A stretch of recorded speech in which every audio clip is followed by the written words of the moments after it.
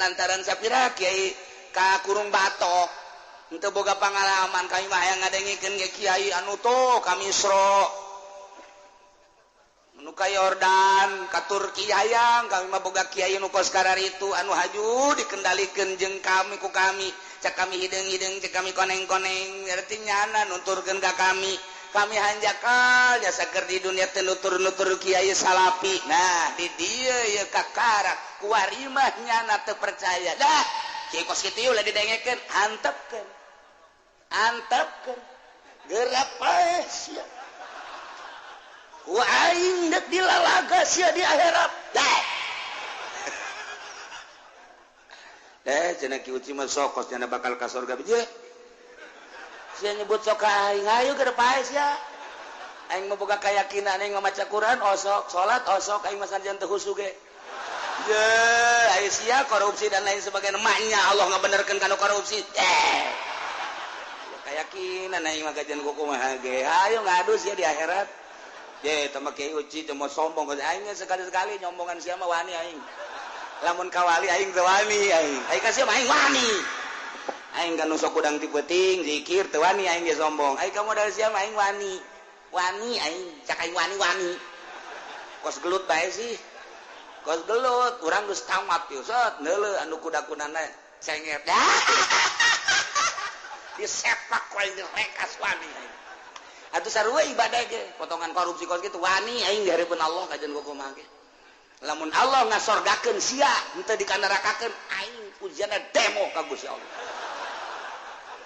sebab naon tetep pakai Al-Qur'an Gusti mah nya nu korupsi ke surga aya di ka surga mah ka surga tetep kulub bae heula itu atuh di urang ge aya aturanan Al-Qur'an ja Al-Qur'an hudau wa rahmatan liqaumi yu'minun bacakeun ku urang ka ditu di hareupeun Allah tah kitab Gusti hudan nyana teh henteu hudan masa neuk di ka surgakeun ja abdi mah hudan waduh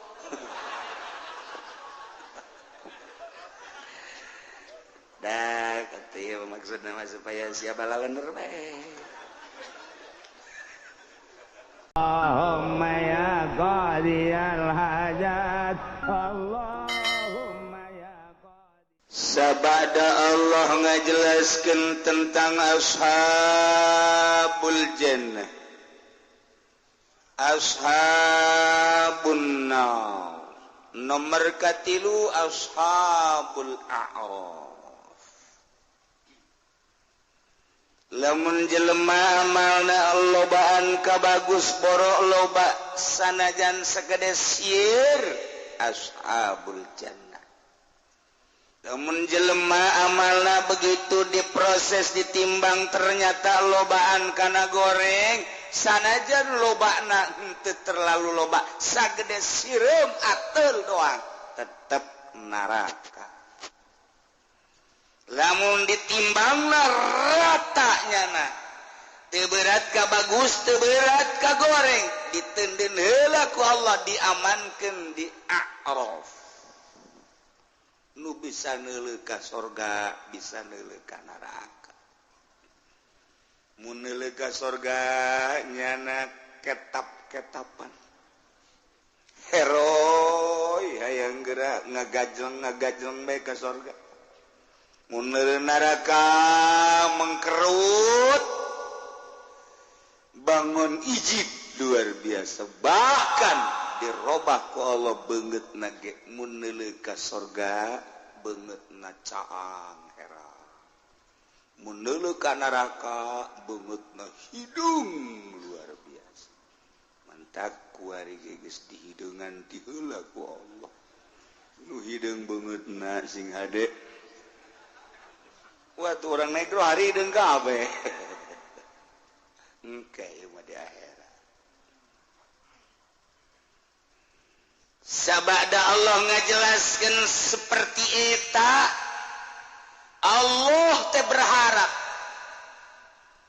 supaya makhluk-makhluk manusia ieu hatena bisa berubah barang ngadengekeun penjelasan tentang pertimbangan amal aya anu asup ka ashabul jannah aya anu asup ka ashabun nar aya dina ashabul a'raf tah barang geus ngadenge kos kitu teh eta diharapkeun ku Gusti Allah perubahan di jero qalbuna deuh aing lamun teu berubah ieu rempan amat jadi ashabun nar nu tadina nyokot duit bang eureun nyokot duit bang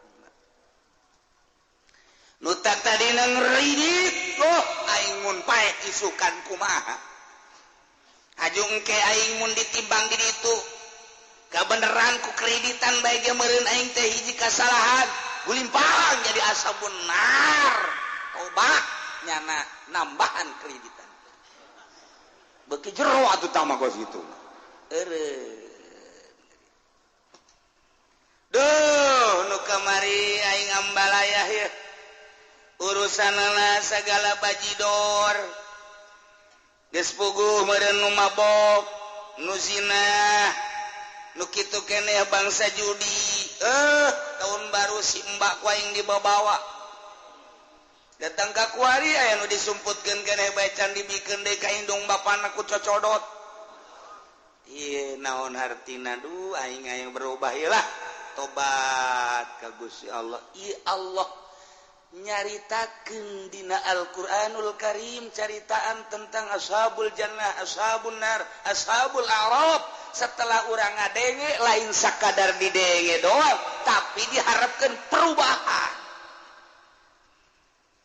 iya nu dimaksud mah tah dongeng-dongeng gitu teh ujah heueuh nya jang awak sorangan bae aduh ya yang di akhirat kumaha bakalna ieu urang ge boga perhitungan ieu sorangan ge ngalamun bae di imah aing mun kuari paeh ye ke salat rapi encan ya aing kodoaneun aya keneh teu karasa ku sorangan ieu anu ku aing dipaling teh ieu kumaha ieu di akhirat bakalna ieu karasa ku sorangan nu pernah ku aing ditampiling baheula ke mun di akhirat nyana nganiaya ka aing neangan aing kumaha ieu anu pernah ku aing dianiaya sabara urang mun nungtut di akhirat karasa ku sorangan ieu teh aduh aing ieu nyandung teu adil kumaha ieu lalakonna ieu apa nyandung deui bae kagok ieu eta dipikir ku ari ieu lain lalagaan hirup teh horeng Al-Qur'an ngajelaskeun duh kunaon aing urusan hulu nu handap bae hulu nu luhur teh diurusan ieu aing ku bidug-bidug teuing jadi jelema ku bloon-bloon teuing aing jadi jelema teh kuari aing ge hebat-hebat ku jelema boga pamajikan opat dihebat-hebat di jawara-jawara engke di akhirat bakal kumaha ya aing tuh sia maka karakter kitu gajusieun bae tetep nyandung mah nyandung bae sia mah suka jusieunnan karakter kitu bae ge atuh ulah nu penting nu dirobah lain ulah nyandung na adilna sia mah sok salah bae moal atuh mah nyandung buku dititah atuh ulah neuleuh awewe anu boga salaki tuh sabaraha rangdan nu teu boga salaki saha nu ngurusan nyana lamun teu dicandung atuh nu sabenerna mah kaum wanita ge kuduna menitahan ngaragap dada mun aing jadi rangda nyangora keneh haju aing meureunanan eueuh nu mileuleungkeun aing ge anu nyandung ka aing teh lah aing mah teu daek bae karunya diri aing ieu lamun aing anak aya 5 aya 6 kemudian eueuh nu daekeun aya ge nu nyandung ka aing mun nasib kos kitu di aing geus bae atuh kuari mah salaki titahan Kak gitu jakula ngaragap dada ieu mun kura jadi rangda kumaha geus atuh kawin bae si anu karunya tuh aya yatim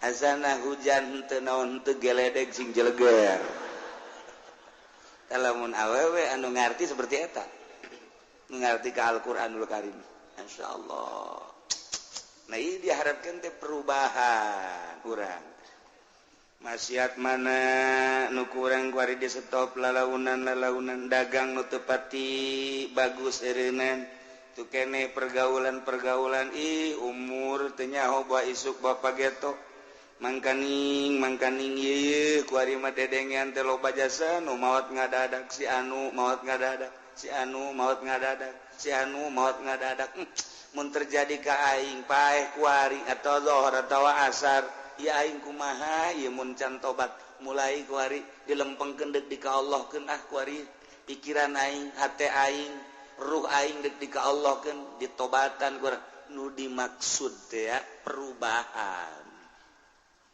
lain sakadar didengekeun tapi berubah mun kamari urang cinta ka Tuhan Syekh merekna ngan sakadar 100.000 di minggu ieu mah 1 juta geus kaburu paeh tah asana galedeg gede urang hese dek berubah teh hese saboro-boro eta hayang rada lalagaan we heula udang jam 2 jam 3 lalagaan hayang udang behelanan ulah waka ibadah udang ngarokok HSDI behela sakitu be ku hese eta neuk iraha ieu perubahan-perubahanan mun maca sholawat kurang dibere ku guru teh manta salat 11 lah deuk ditambahan ku urang ieu ja waktu aya urangna senggang kemudian atuh sehat deuk dimenangkeun we 100 mah eueuh teh pikiran kadinya malah ieu guru loba amat mere 11 nyaho diri itu mah guru ambu jadi nyarekanan guru kira-kira orang perubahan tanya diri orang sedangkan paeh teu nyaho wa isuk wa pageto sia can berubah pikiran perubahan bae heula tanu dimaksud dicaritakeun tentang ashabul jannah ashabun nar ashabul araf kuari introspeksi diri Aisyah awak bakal asup ka mana asana mun kieu bae asana mun kieu mantak Gusti Allah ngajelaskeun tentang sasakalana baheula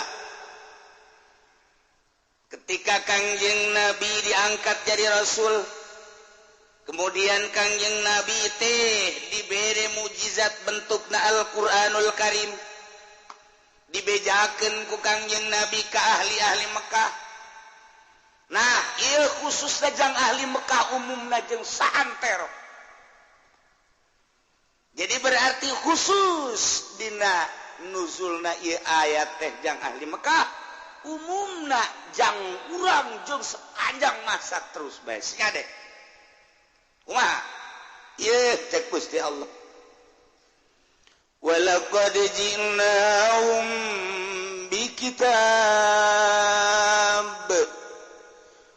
yakti jelas demi gaulan agung ngadatangkeun ka ahli-ahli Mekah ka kupar-kupar Mekah bi kitabin kalawan kitabiane Al-Qur'an ya Qur'an Muhammad bejakeun ka ahli Mekah sebagai tanda karasulan anjeun mukjizat Al-Quran bedakeun anu di jero Al-Quran teh fassalnahu ala ilm kaula nu agung geus ngajelaskeun isi kandungan Al-Quran teh dengan caritaan meme anjeun yakni Kangjeng Nabi Isa caritaan meme Kangjeng Nabi Isa Kangjeng Nabi Musa Kangjeng Nabi Harun, Kangjeng Nabi Sulaiman, Kangjeng Nabi Daud, Kangjeng Nabi terus sampai Kangjeng Nabi Adam. Caritaan tentang anu zahir, caritaan tentang nu gaib. Sabadana urang maut bakal aya kubur ngaranna alam barzah. Sabada alam barzah ke bakal aya teh alam mahsyar, ba'as. Sabada ba'as teh ke bakal digiring mahsyar. Di mahsyar bakal aya mizan timbangan didinya bakal ditimbang amal-amal urang nu kuari ku urang ditanam waktu di alam dunia. Quran teh geus ngabejakeun kos kitu bejakeun kali Mekah. Khusus sakali Mekah umumna santero urang kuari jadi nyaho. Sanggeus ditimbang teh kadeu ku urang tuh jembatan Shiratal Mustaqim. Mun teu ngajembat di jembatan Shiratal Mustaqim. Fassalnahu kaula geus kajelaskeun di jero Al-Qur'anul Karim teh dengan caritaan-caritaan semacam eta. Di dieu caritaan teh termasuk hukum-hukum, dimimiti hukum nu wajib, datang ka hukum nu haram, hukum nu sunah, hukum nu makruh, hukum nu mubah, hukum anu batal, hukum nu sah dan lain sebagainya. Al-Qur'an geus ngajelaskeun fassalna ala ilmin kanyahoan tetelein jajadianan nyaho kaula rincian Al-Qur'an nuku kaula ditibakeun dibikeun ka ajeun Muhammad sampaikeun ka ahli Mekah anu jero si kandungan Al-Qur'an teh caritaan-caritaan hukum kisah-kisah tentang nabi-nabi nu baraheula kaum anu baheula nu nurut ka Allah nu teu nurut ka Allah nu disiksa ku Allah melalui angin nu disiksa ku Gusti Allah melalui pembalikan bumi nu disiksa ku Allah melalui tsunami melalui siksa ku Gusti Allah berbagai-bagai ku hewan kodok dan lain sebagainya tah dina Al-Qur'an geus aya caritakeun kali Mekah dicaritakeun deui di jero Al-Qur'an teh tentang wa'di janji-janji Allah anu andai kata manusia mendapati janji Allah surga mun aya manusia anu teu menepati aturan-aturan Allah diberi ancaman neraka bedakeun Muhammad kabeh dikayahokeun rincian-rincian eta teh ku kaula ja aing cek Gusti Allah anu nurunkeun ge nu mantap ieu Al-Qur'an teh hudau wa rahmatal liqaumi yu'minun sebagai petunjuk ulah neangan aturan-aturan nu sejen geus bae kaula nurunkeun anjeun Muhammad dibere kitab sebagai mukjizat Al-Qur'an ngaranna nu ditafsir di jerona berbagai-bagai sebagai hudan pituduh dek jadi pamarentah neangan petunjuk Al-Qur'anul Karim hudan urang dek dagang sebagai ekonom dek berekonomi ulah hese-hese neangan petunjuk ti aing hudan Quran jadi petunjuk untuk berekonomi pasona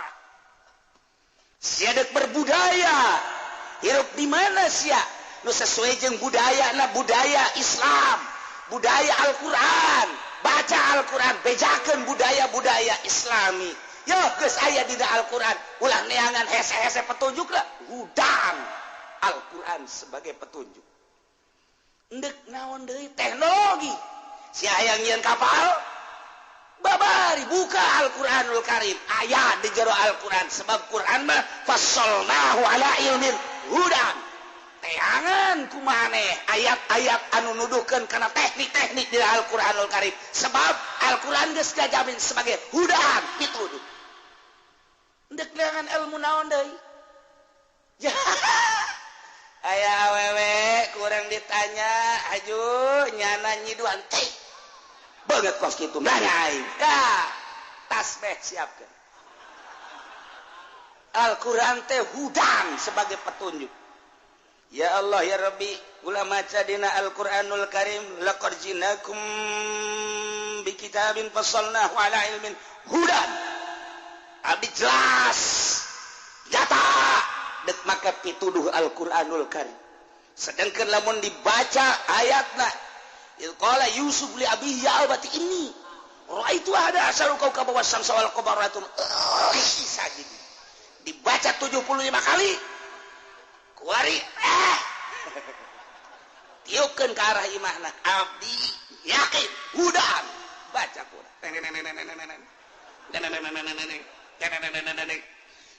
tiupkeun ka batu segede pop mun aya jelemana timpakeun ka tarangna dah ujiana mun teu ngudag jago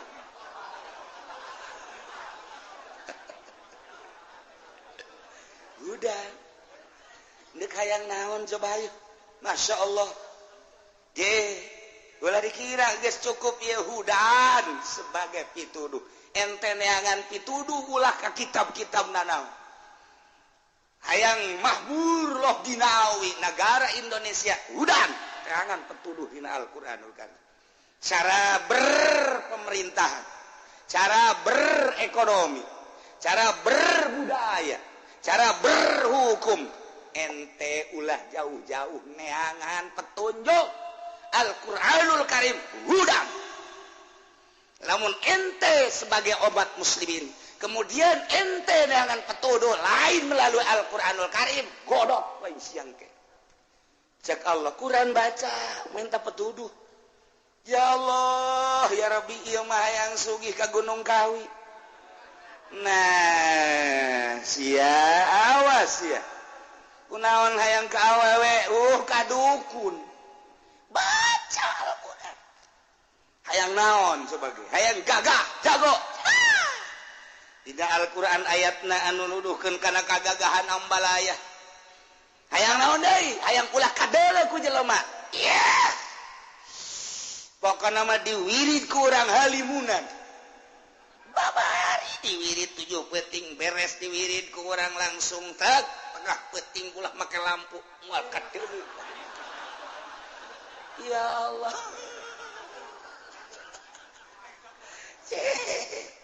hudan tancapkeun tanamkeun di jero dada urang-urang sebagai umat muslimin cinta Allah cinta Kangjeng Rasulullah cinta Al-Qur'anul Karim buka Al-Qur'an sebagai petunjuk ayat baik walaqad ji'nahum bikitabin fassalnahu ala ilmin hudan sebagai pituduh ieu teh lain hiji ayat tu jaritakeun hudan urang dina alif lam mim zalikal kitabul la raiba fihi hudan lil muttaqin ieu hudan liqaumi yu'minun sebagai petunjuk bagi kaum iman urang iman ka Allah iman ka Kangjeng Rasulullah iman ka Al-Qur'anul Karim tinggal dipake hudan kunaon ka babawa ku lain Islam kunaon ka babawa ku Yahudi berpemerintahan politik Yahudi berekonomi Yahudi berbudaya Yahudi atupan urang mah aya kitaban hudal liqaumi yu'minun Quran buka selama akur jeung Al-Quran silakan dagur ulah ieu lamun geus boga keyakinan luar biasa terhadap Allah Rasulullah jeung Al-Qur'anul Karim baca Al-Quran ayat kabeh dina Al-Quranul Karim urang membaca soal jinayat soal dakwah eta teh nu diterapkeun di Indonesia aja teu pati berbeda jeung kaayaan hukum-hukum beda soteh engke teh urusanana urusan kitu tentang hukum nu dijatohkeunana wungkul adapun praktek-praktekna teori-teorina jeung praktekna hampir sarua Al-Qur'an ngajelaskeun ge ulah hese-hese urang dek cerita hayang puasa Al-Qur'an baca ulah puasa ngaleuwihan teh Al-Qur'an ieu mangke cak ahli hikmat ulah buka sia di magrib buka-buka engke jam 3 peuting nya luncatkeun bukana abeh gagah sia aju bukana make cabe rawit 7 atuh geus siap-siap bae sia sariawan paeh sia ge Al-Qur'an buka deuk make naon aya dina Al-Qur'an deuk naon geus sebagai petuduh Al-Qur'an urang iman ka Allah iman ka Kangjeng Rasulullah dibaca kurang Al-Qur'anul Karim kunaon teu dijadikeun petunjuk atuh ya Al-Qur'an hudal liqaumi yu'minun sok geura ge bakal mantep ngan urang mah aya nafsu di awak urang jadi urang manuturkeun teh kahayang nafsu urang lain nuturkeun petunjuk nu mantap tinggal ditunggu bae siksa ti Gusti Allah Subhanahu wa taala urang lamun nyaritakeun tentang pamaubokan baheula mah kapan di kota kuari mah di lembur geus mararabok mun baheula nyaritakeun tentang perzinahan di kota kuari di lembur mun baheula nyaritakeun tentang copet garong di kota kuari mah ambalaya pamarentah jeung rakyat berjamaah maling beda bahasa doangnya nama bahasana korupsi urang mah bahasana ngagarong maling nyopet ala hadin sawa alfadun mutaradifatun bima'nan wahid cek ahli mantek mah beda-beda lapad tapi maksud mah lapad makna nama eta-eta korupsi maling garong maling maling copet maling mantap kata kos kitu teh ngaranna alfadun mutaradifatun bima'nan wahid ngan keren doang korupsi keren kadengina padahal eta teh garong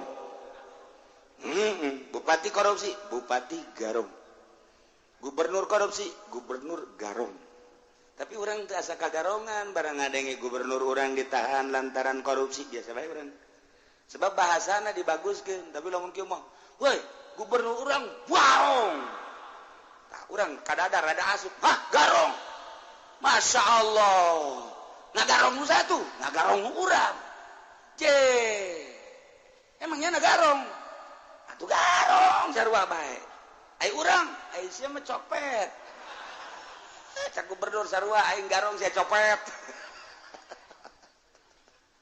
Masya Allah karim hudan sebagai petunjuk Quran ya.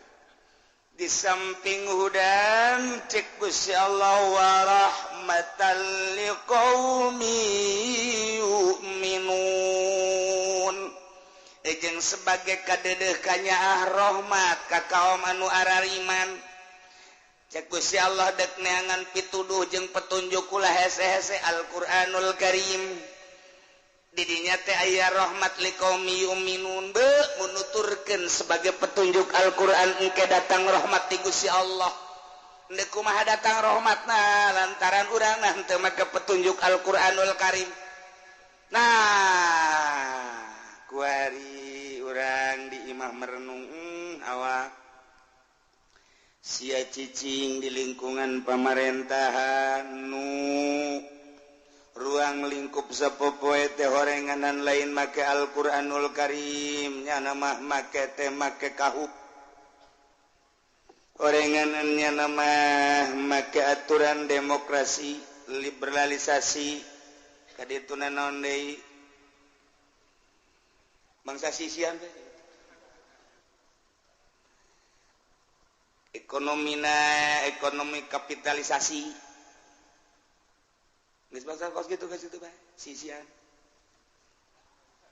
dengkeun barang kurang ditinggali aturan kapitalis kemudian liberalis kemudian demokratis dan lain sebagainya jahorenganan lain make aturan Al-Qur'an engke sia kumaha ieu awak lamun ditimbang diar maksudna ieu nganyatakeun ashabul jannah ashabun nar ashabul arab supaya introspeksi diri awak sia nya kamari hayang jadi DPR teh kabayakna 2 miliar aju kuaripan gaji saeutik lamun teh mah ieu didatangkeun kana saperiode 5 tahun ku gaji doang moal katutup berarti mau tidak mau awak sia teh kudu gagarong ai garongeunna mah teu loba ieu di luhur teja berjamaah pan ngagarongna ge ngan ieu sia awak urusan kos kitu mah atulah paling meureunnanan urusanana jeung urusan hukum ai bisa meureun sia tun teu ka hukum ai teu bisa ka hukum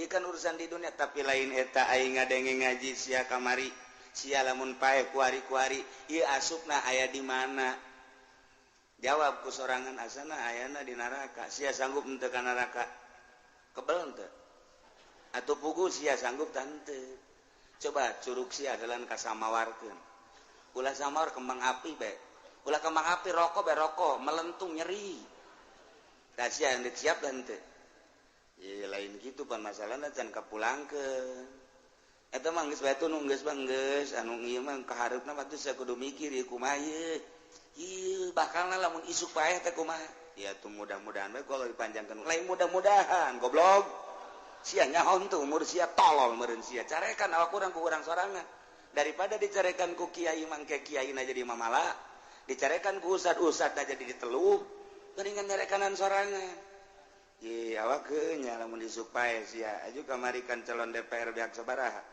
mun bupati gitu keneh beak sabaraha kamari calon bupati aju teu kapulangkeun pan lamun teu korupsi mah capira atuh meureunanan gaji bupati coba sanu nyaho belah di gaji bupati sabaraha duit ngomong sih ayo tuh sia mah pan sia nu ngangkat sia teu nyaho gajina sabaraha duit dasar bodoh sia ye cak aing mah hirup ieu babarengan jeung urang lembur mah lulu teu jauh ka gaji bupati acan teu nyaho nya nama gaji bupati sabaraha duit lepeng sama sakali henteu bae geus komo gaji gubernur komo gaji DPR komo gaji menteri gaji presiden bela presiden urang teh Jokowi sabaraha gajina ya tuh Asia emang hirup di mana sih sebenarnya?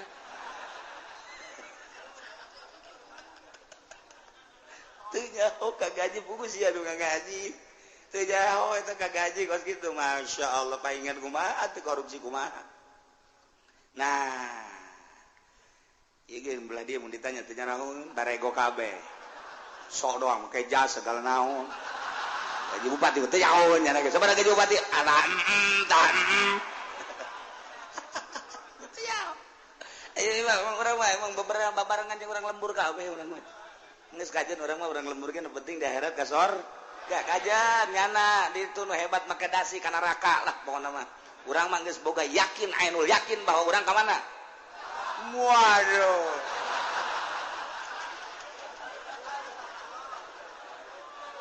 aja sok gitu tungtung nama di dunia bodoh di akhirat can karuhan. Masya Allah karim. Naya fassalna ala ilmin hudat wa rahmatan liqaumi urang mun nyaritakeun soal bodoh karasa ku urang bodoh ngitung bae ngitung urang mah era raraban cek baheula mah raraban hiji kali hiji dua kali hiji dua tilu eta babari datang kalima lah hiji kali 5 5 2 kali 5 10 3 kali 15 4 kali 5 20 5 kali 5 25 genep kali 5 30 gen tujuan bisa tah mah asal geus tangsa 7 hese hiji kali 7 7 2 kali 7 14 3 kali 7 20 hiji masih bari keneh 4 kali 7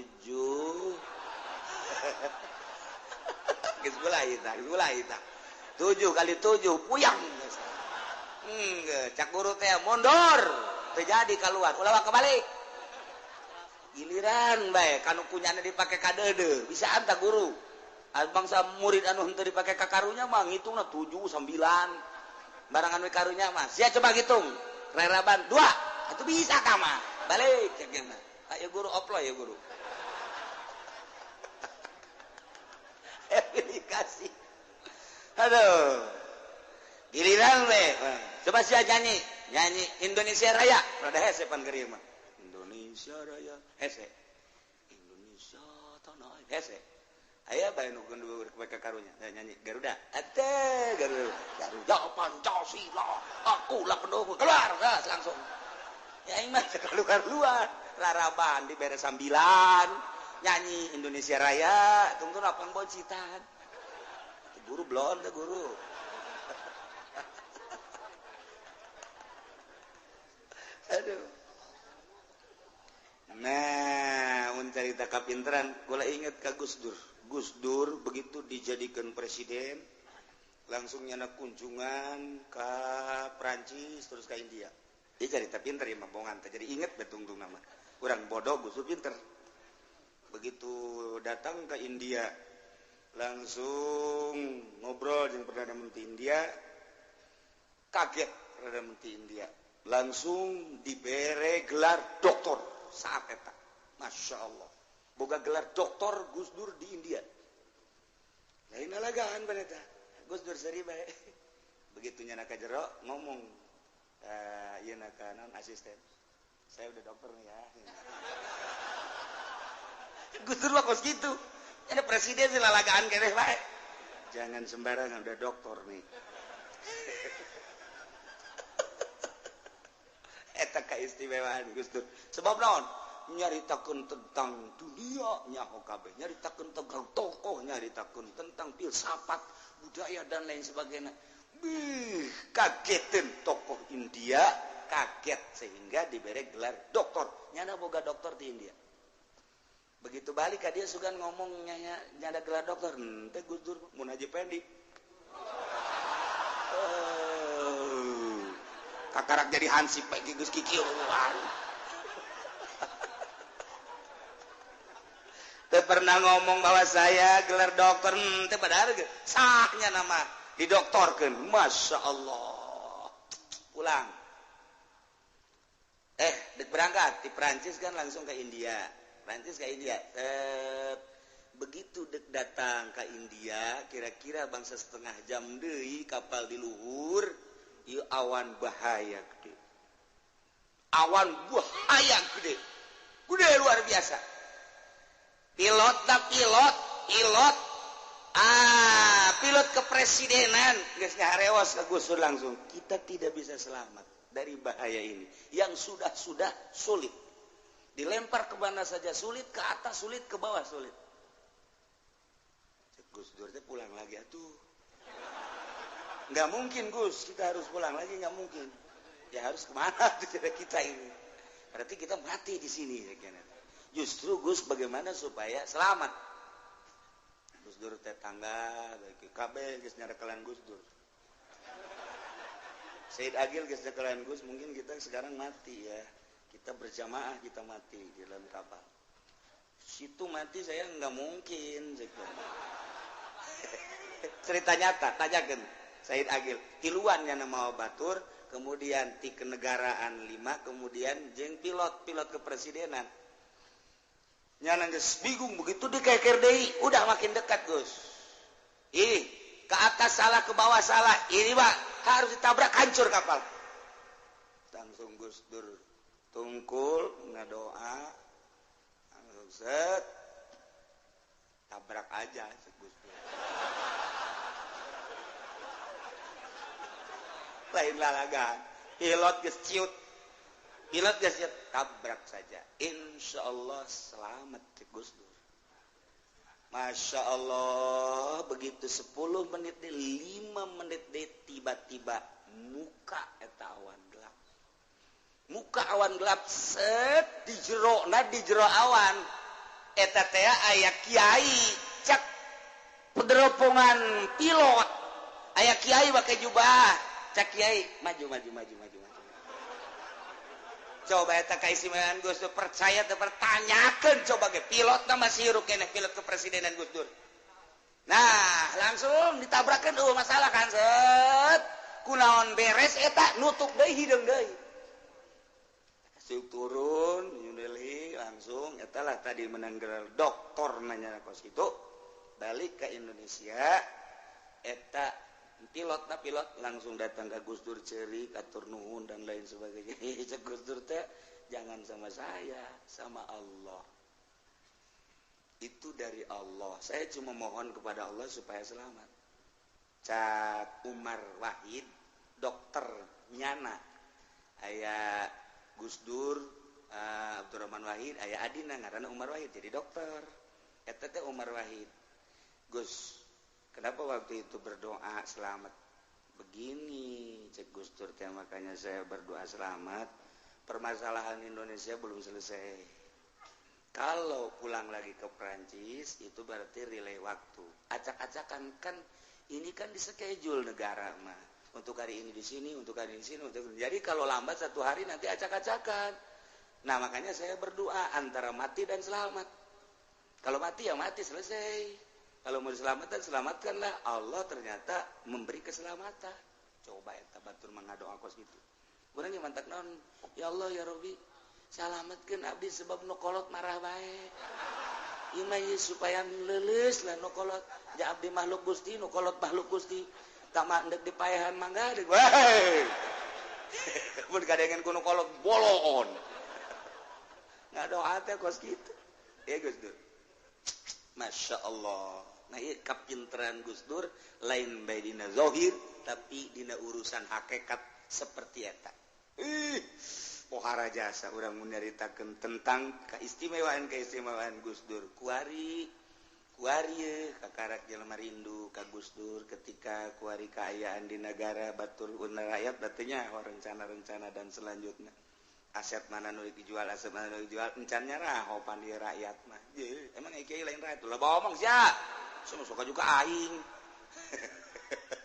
Tuh kan deka mana coba urang mun tayangna minta penjelasan nyaho-nyaho Gus der anu deuk kumaha.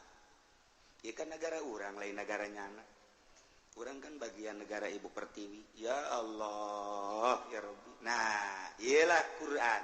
Cak Gus Dur hudan warahmatal liqaum yu'minun.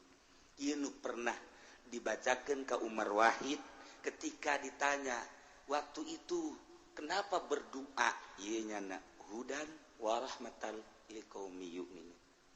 aya petunjuk jeung aya kanyaah ti Gusti Allah untuk kaum nu beriman. Asal urang Nabi sampai ngadeketkeun diri ka Gusti Allah. Masya Allah. Urang aya ngaji makan ngeunaheun ngadengekeun. Barang datang ka ieu mah coba aing ngadoa. Gusti abdi geus ngadengekeun penjelasan Al-Qur'an ku jelas, ku nyata sebagai petunjuk. Abdi tiba heula di modalan ku kolot ke sabaraha puluh juta meur ambruk bae Gusti. Aju abdi kuli duit teu nyangsang bae. Datang ka kuari can boga imah Gusti. Coba atuh ya abdi tuduhkeun ja Al-Qur'an teh hudan jeung rahmatan liqaumi yu'minun. Abdi deudeuhkeun ku Gusti. Coba abdi bere petunjuk. Aya engke diilham ka dieu ka ceuli nu ngaharewos. Cak nu ngaharewos atuh lain salah bapa sia sia mah beuki judi boloot modal dikamanakeun ku sia dipake ka nelayan malulu atuh sia mah hudan atuh sia mah tolol cak nya ulah loba omong sia isi naing hudan wa rahmatal liqaumi yu'minu. Masya Allah.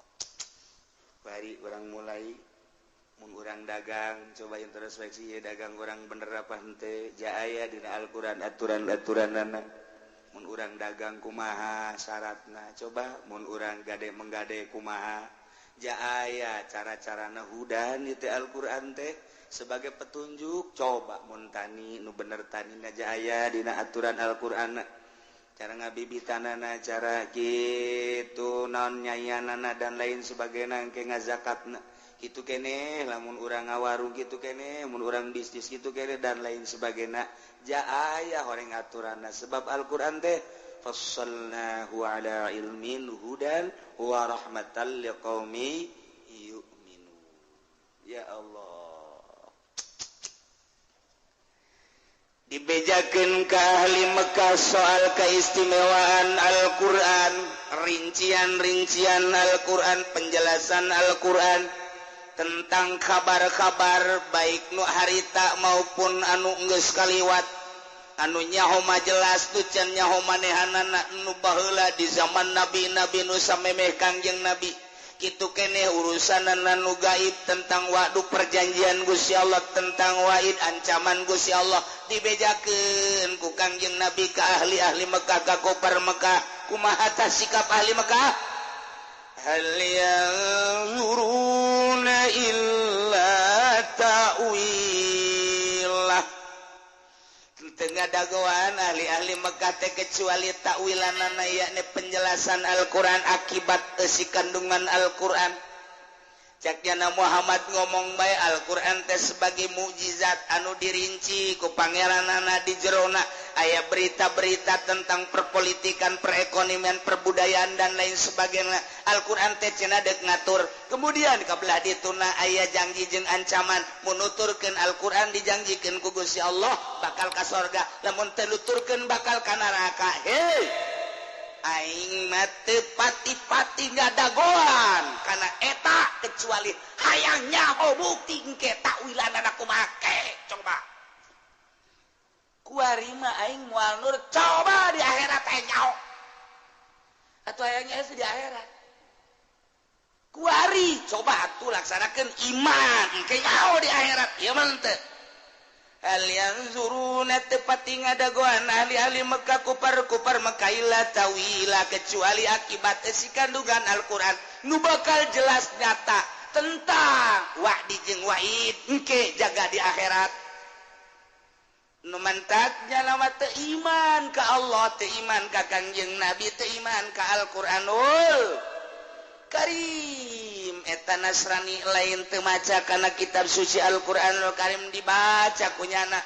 lantaran dina kitab Injil geus aya penerangan-penerangan tentang turuna Kangjeng Nabi urang Kangjeng Nabi Muhammad tentang kitab Al-Qur'anul Karim tapi manehanana ieu asup kana ayat hal yanzuruna illa ta'wilah tepati ngadagoan yana kecuali hayang nyaho akibat isi kandungan Al-Qur'an buktina coba engke kumaha ta Al-Qur'an kuariba sia-sia aing bae sia Al-Qur'an aing bae Injil bae sia Al-Qur'an aing mah Taurat bae, sia Al-Qur'an aing mah Zabur bae, agama sia Islam aing mah Nasrani, agama sia Islam aing mah Yahudi. Coba aya nyaho engke di akhirat.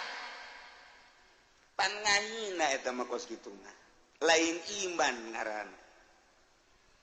Mantak yauma yati ta'wiluhu yaqulul ladzina nasuhu min qabl.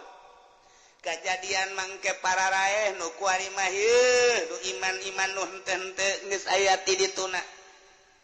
Kuari keur meujeuhna perang di Indonesia khususna umumna di dunia. Perang melalui fisik. Tingali di Irak, tingali di Suriah, tingali deui baheula di Libya, perang melalui fisik. Belah dieuna perang melalui ideologi. Perang melalui politik, perang melalui ekonomi. Urang kuari keur diperangan ku Yahudi jeung Nasrani. Melalui politik, urang geus sengkleh. Melalui perekonomian, urang geus sengkleh. Dengan cara-cara ekonomi Nasrani diasrak datang ke lembur-lembur. Indomaret. Itu Alfamart dan berbagai si mat.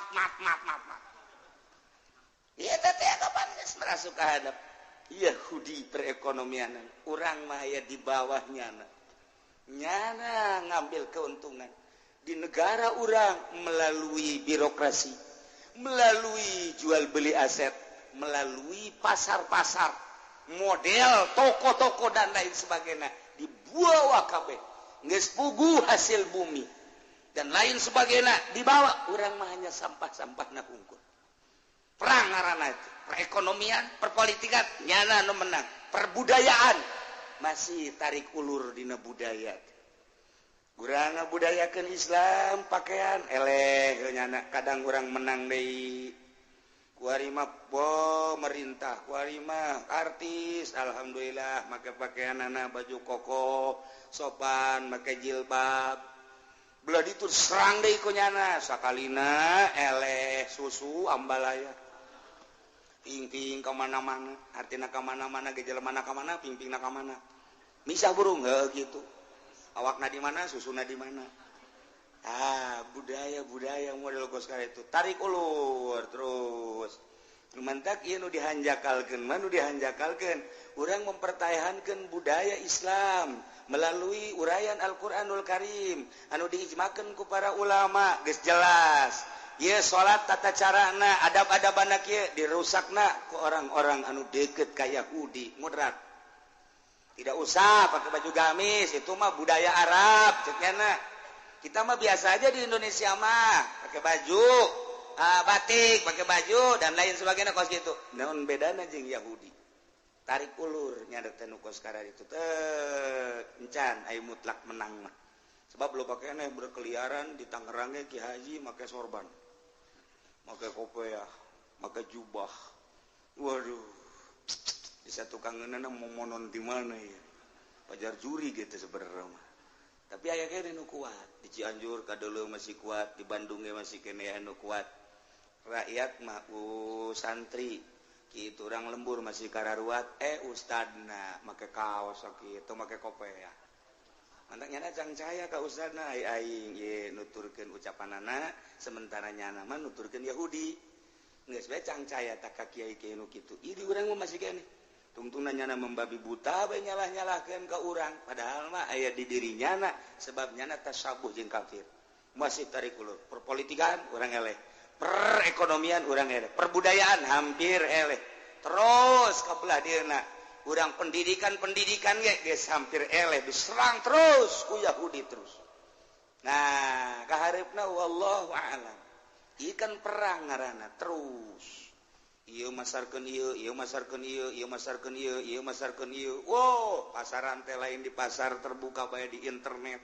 Woi, pasaran-pasaran di internet ya, geus jualan samping, jualan baju, jualan jubah di internet. Geus penjualan kitu keramik, jualan teraso dan lain sebagainya. Hai, jualan si eta ya. Di internet mah jualan si eta ya. Si eta. Tinggal klik, waduh. Nomor teleponnya berapa? Berapa sih harganya? Oh iya. Langsung tek. Oh iya, siap. Tahun baruan di mana? Oh iya, kita di Bali saja. Oke lah. ketemu nanti di Bali. Oh lihat ya gitulah kamari teh kejadian udah nggak usah ke Bali, kita situ aja Cipanas ya udah Cipanas. Saya booking 4 dah, jangan 1. Waduh banget iya gue sekarang itu ika karek dalam rinca anu di luar negeri, anu liburan di Singapura, anu liburan di Thailand, anu liburan di Bangkok, anu liburan anak terus ka ditu ka Timur Tengah dan lain sebagainya, nu ka Eropa, nu ka Amerika. Wallahu a'lam kumaha meureun cacak liburan di urang ge seperti kos sekarang itu. Komo di ditu mah ieu perang terus perang. Nyana kuari keur ngibarkeun bendera Yahudi, ngibarkeun bendera Nasrani melalui dakwah Nasrani terus nyana. Dakwah terus-terusan, urang ge dakwah terus-terusan. Terus adu kekuatan tentang dakwah Nasrani, dakwah Islam ge dakwah. Urang mayoritas Islam, tetapi suara Kristen kok begi unggul amat. Nyana minoritas di urang, tapi seakan-akan okos mayoritas. Urang mayoritas, tapi seakan okos minoritas. Aneh. Ulah aneh, sebab negara urangna henteu ngiblat ka Al-Qur'anul Karim, henteu hudan wa rahmatan liqaumi yu'minun, teu make Al-Qur'an. Terus bae terus. Wallahu alam bakal datang ka manang ke wallahu alam. Saha nu kuat terus bae. Oh, geus berbagai isu diisukeun lah. Mujahid fisabilillah isulah tentang ISIS, isukeun tentang teroris. Urang mah ieu geus macem-macem. Teu meunang dakwah teh asal dakwah keterlaluan teroris, dakwah keterlaluan ISIS. Henteu kumaha coba.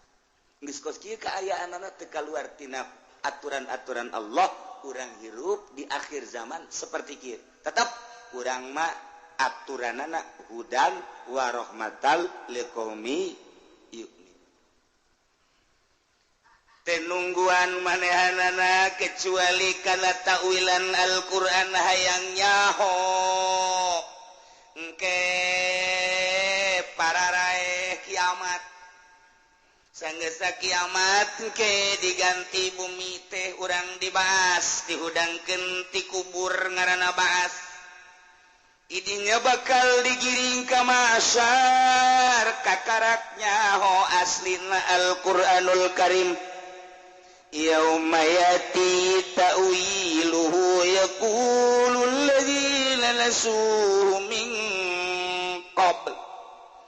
Begitu dibariskeun jaga di mahsyar teh, kemudian kadeuleu timbangan tidinya kakarakanya hoan tawilan Al-Qur'an teh nyata nu baheula dicaritakeun ku Nabi Muhammad, ku Kangjeng Nabi Muhammad dicaritakeun ku penerusna para sahabat, dicaritakeun ku para tabiin, ku atba tabiin, terus dicaritakeun ku warasatul anbiya, ulama nyaritakeun tentang isi kandungan Al-Qur'anul Karim kadenge baheula ku kafir Mekah belah dieuna ku seluruh kafir-kafir saantero. Anu di Amerika kafir ngadenge, nu di Inggris kafir ngadenge, Jerman, Jepang, di Hong Kong ngadenge kabeh, termasuk di urang di Indonesia kafir-kafir teh ngadenge kana penjelasan Al-Qur'anul Karim nu nyana ge sarua bae. Coba buktikan nanti di akhirat. Begitu pae kakarak yauma yati ta'wilu, barang datang dina poean tawilan Al-Qur'an yane poe kiamat. Di mana poe kiamat teh kapan engke dijelaskeun ku Al-Qur'an, lamun bae manehnana akur jeung aturan-aturanana nu bener perintah dilaksanakeun, nu salah dijauhan. Waduh, kena janji Allah surga. Ketika nyana nabrak teh iman ka Allah, teh iman ka Kangjeng Rasulullah, teh ngalaksanakeun aturan-aturan Al-Qur'anul Karim, wahid silaka kena ancaman Allah neraka. Kuari mah kafir-kafir Mekah teh geneuleuh kana tawilan Al-Qur'an akibat anu aya dina sidra Al-Qur'anul Karim yane poe kiamat. Kumaha ngomongna? Yaqulul ladzina lasu ngaromong jelema-jelema anu naringgalkeun kana Al-Qur'anul Karim nu memeh kiamat baheula.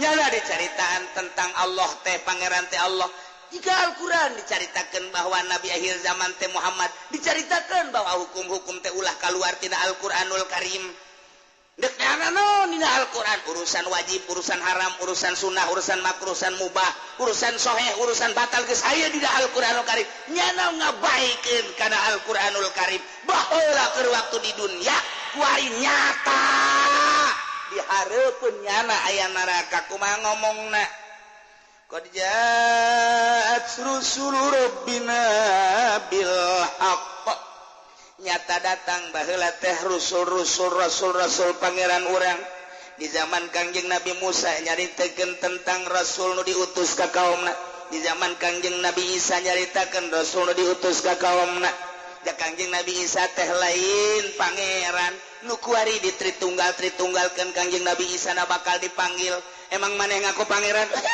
Gusti Paralun abdi mapan rasul Gusti nu kuari disebutkeun naga Tritunggal eta teh tilu tapi tunggal tegarti urang mah nyaya tilu hiji kadang-kadang Kangjeng Nabi Isa teh bersifat manusia keur jadi manusia kadang-kadang Kangjeng Nabi Isa teh jadi pangeran keur bersifat pangeran nyaritakeun tentang kemanusiaan Isa buktina nyaritakeun tentang ketuhanan Isa maksudna jadi urang mun nyaritakeun tentang Tuhan Isa tentang manusia Isa gitulah Kristen mah jadi dianggap bahwa nyana adalah penolong keur nyarita manusia na Isa keur carita penolong nu bakal nulungan teh Isa pangeran nu mantaknya na teh ngabogaan kasih sayang ilah cek orang Kristen dibuktikan ke di akhirat qad ja'at rusul rabbina bil haqq nyata geus datang para utusan pangeran urang kalawan mawa bener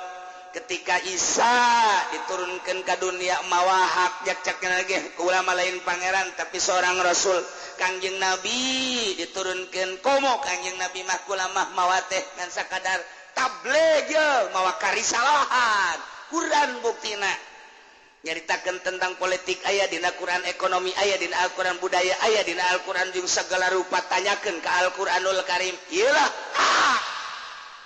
nyana kuari geus nemah kafir nu baraheula di zaman Kangjeng bae heulanana horeng bener eta Quran kadeuleu ku urang kuari tuh bendera Muhammad kadeuleu tuh bendera si Jahal Abu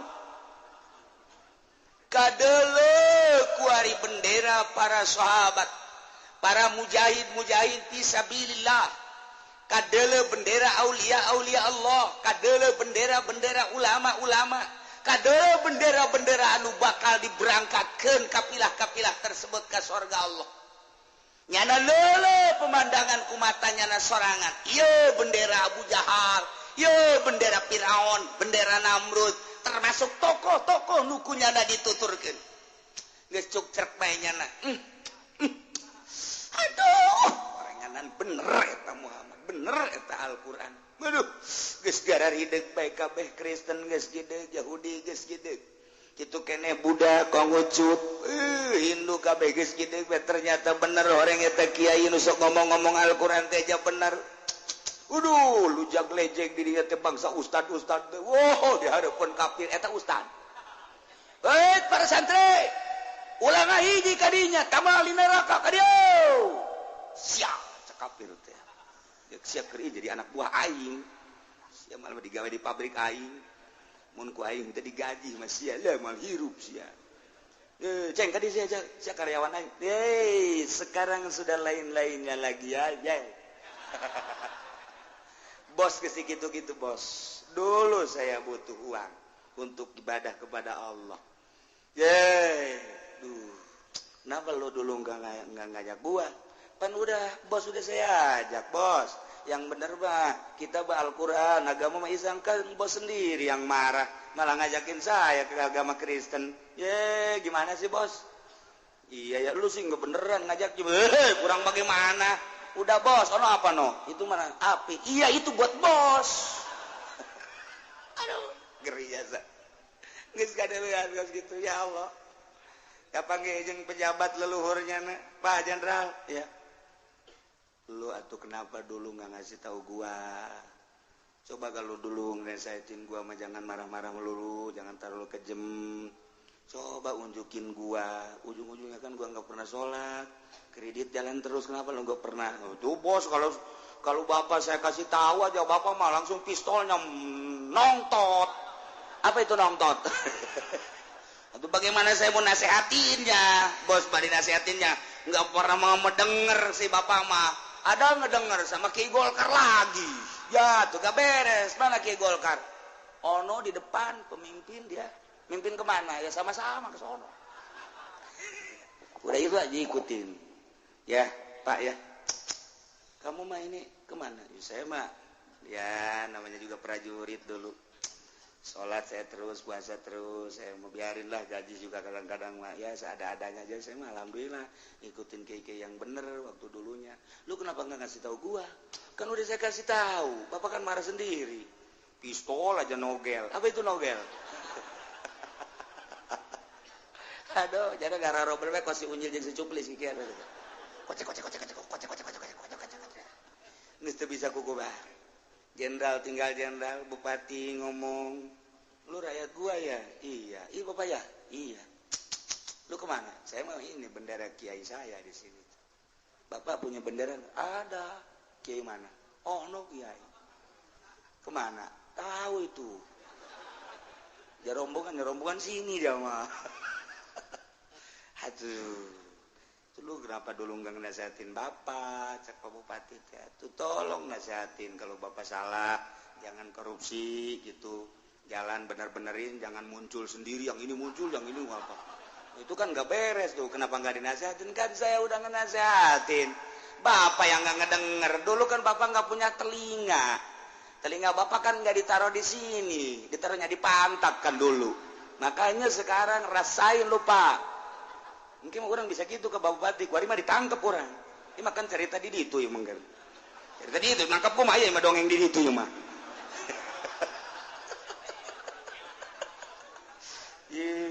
Bupati marah nyana ka rakyatna lantaran rakyatna mah loba nu ka sorga. Wah, kurang urusan jalan bae nyungsep nyana.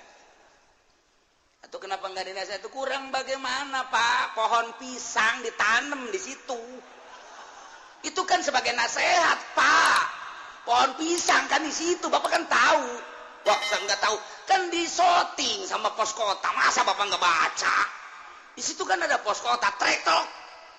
Besoknya kan ada muncul di situ. Jalan jurusan Pasar Kemis ditanemin lele. Masa Bapak kagak tahu? Kan punya lurah.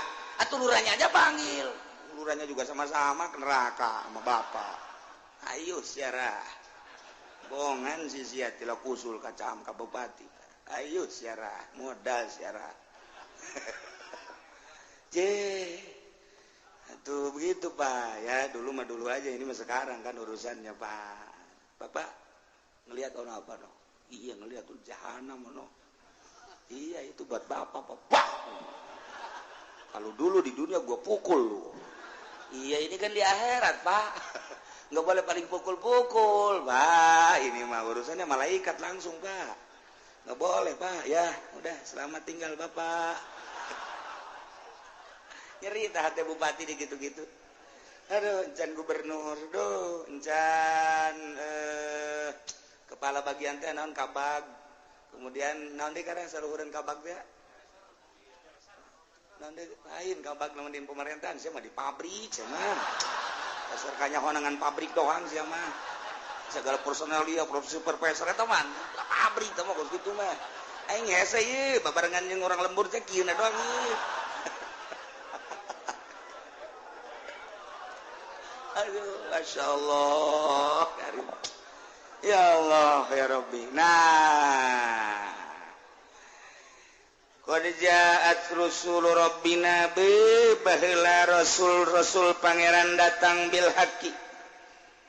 Geus datang para wali mawa hak, geus datang para ulama mawa hak. Nyana nyaritakeun tentang kredit teh haram sebab dua akad, nyaritakeun tentang bunga bank haram ribawi. Nyaritakeun tentang perpolitikan nu lain aturan Al-Qur'an teu make aturan kalau Al-Qur'an nyana nyaritakeun aturan-aturanana.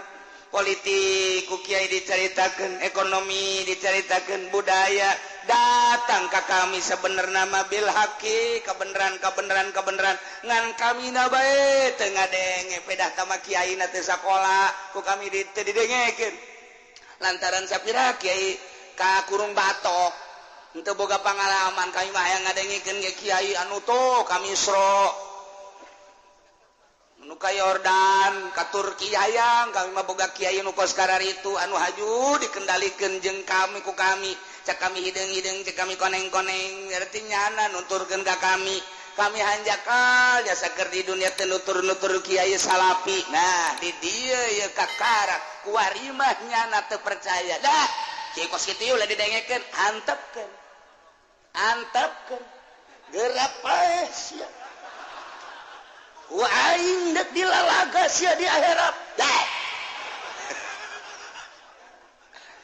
cenah ki uci mah sokos cenah bakal ka surga bije sia nyebut sok aing ayo keur pae sia aing mah boga kayakinan aing mah maca Quran osok salat osok aing mah sanjan teu husu ge ye aya sia korupsi dan lain sebagainya maknya Allah ngabenerkeun kana korupsi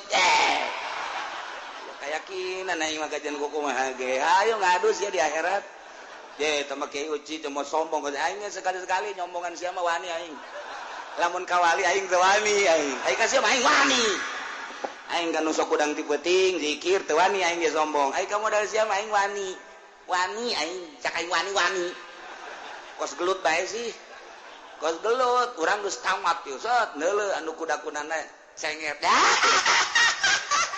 disepak wae direkas wani aing atuh sarua ibadah ge potongan korupsi kos kitu wani aing dihareupeun Allah kajen kumaha ge lamun Allah ngasorgakeun sia henteu dikanarakakeun aing pujianna demo ka Gusti Allah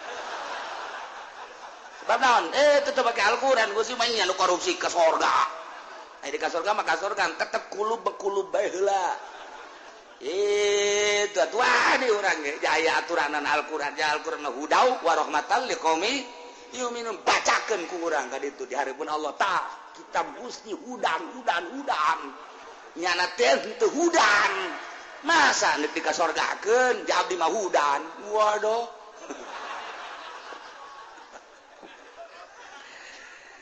dah kitu maksudna mah supaya sia balaleuneur bae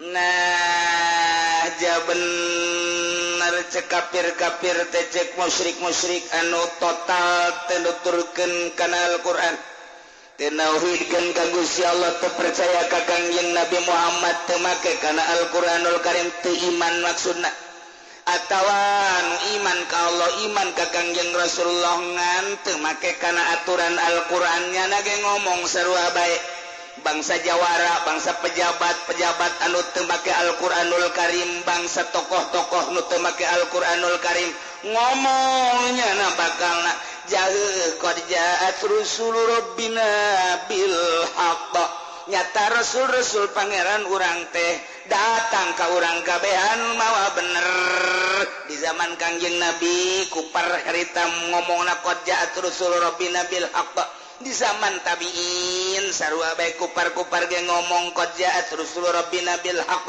di zaman urang kuari ge jaheuh horenganan qad ja'at rusul rabbina bil haqqi eta bangsa kupar-kupar zaman ayeuna bangsa jelema nu teu make Al-Qur'an iman ka Qur'an tapi teu make kana Al-Qur'an diharam-haramnya terus bae ditabrak ku nyana di akhirat bakal ngomong jaheuh horenganan nu diharam-haram teh bukti nyata. Wari kumaha kelanjutanana fahallana min syufa'a fayasfa'u lana boga kahayangna kafir-kafir teh ngan dua kitu keneh bangsa pejabat-pejabat anu terlena dina bobolokot ku dosa ngan dua kitu keneh bangsa jawara-jawara anu bobolokot ku dosa ngan dua kahayangna nomor kahiji nanyakeun nu nyapatan nomor kadua mun eueun nu bisa nyapatan maka kami mah balikeun deui bae ka dunia bertanya-tanya jana ge kabehan fahalana min syufa'a aya eueuh kami anu nulungan coba teangan jelema-jelema anu bisa nulungan fayasfaulana anu jigna manehanna engke nulungan kami coba teangan coba juru selamat nu baheula dikasih-kasih Isa alaihi salam Tritunggal teu melu juru selamat Uzair di Yahudi anu baheula di nabi-nabi teu melu dianggap juru selamat bangsa Brahmana nu dianggap ku manehanna dewa engke teh dipanggil ku manehanna ieu meureunanan anu bakal nulungan kami ieu teh juru selamat coba atuh kasih kami salamatkeun teu melu seluruh anu kumanehanana kuari dianggap juru selamat yane di dewa-dewa ieu kabeh teu melu nu kahayangnya nama ieu patung-patung arca-arca teh anu kuari disuhun-suhun disembah-sembah teh nyapaatan kanyana atawa nu dewa-dewa nu kumanehna di dewa-dewa teh hayang hadir supaya nyapaatan kanyana atawa bangsa juru selamat perdukunan teh ieu kahayangnya nama nu babarengan jeung nyana teh nyapaatan fahallana min sufa fayasfaulana mun eueuh au hal nuraddu fana'mal ghairal ladzi kunna na'mal atawa mun eueuh nu nyalametkeun eueuh anu nyapaatan eueuh nu kitu nulungan kami mah balikeun deui bae ka dunia ayakeun deui engke kami bakal ngamal kana salian ku kami diamalkeun ya deh mun baheula kami kafir kami teu dawidkeun ka Gusti Allah deuk ninggalkeun persirikan deuk nuturkeun Al-Qur'anul Karim di zaman urang ku ari Al-Qur'an mun Quran haram kami moal mun Quran wajib kami deuk mun Quran ulah kami moal kami balikeun deui bae ka dunia kami siap deuk nuturkeun ka dunia ka aturan Al-Qur'anul Karim harapan tinggal harap geus eueuh kudu balik deui mah masyaallah kumaha Allah ngajawab fayuqulu lahum cak Allah hei kafirin hei musyrikin hei asin tidak ada nulungan moal aya lantaran eueuh nu bisa nulungan di waktu nu maha hiji dibalikeun deui ka dunia moal mungkin lantaran ieu malalakon teh lain balik deui ka tukang tapi deuk melaju ka hareup tinggal cek Gusti Allah karasa sia qad khasiru anfusahum nyata rugi diri manehanana lantaran bakal jadi narusak diasupkeun ka neraka jahanam karasa kuari mah tah ancaman-ancaman aing wa dhalla anhum ma kanu yaftarun nu kumanehanana dibuat-buat pangeran dolla leungit Kangjeng Nabi Isa nu dianggap juru selamat ninggalkeun nyana kitu kene patung-patung kitu kene patung Isa kitu kene patung Maryam dan lain sebagainya kitu kene Brahmana Geos naon kitu ngaranna kitu Gajah Mada dan lain sebagainya berbagai patung-patung dewa wa dhalla anhum ma kanu yaftarun